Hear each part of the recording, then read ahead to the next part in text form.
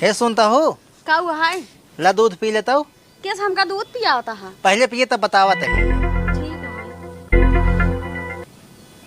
अब पी लेना, बतावा। उकाऊ है ना, आज ना नाग पंचमी रहा तो गए जंगलों हेरत रहे सांपे के बिल। कहता हूँ मिला ना, तब तक हमें एक कहावत याद आएगी, बगल में छोरा शहर में ढिंढोरा। तोहार कहा के मतलब का हुआ? हमार कहे मतलब यही है, जब वो चीज घर ही बाटी है तो हम पागल है जो जंगले हेरत बाटी है। तोहार कहा के मतलब हम नागिन है क्या?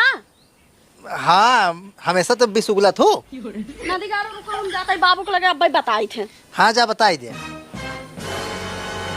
बाबू हो का तोहार दामाद ना हमका नागिन कहता है। ऐसे कैसे नागिन कह दे ही हो?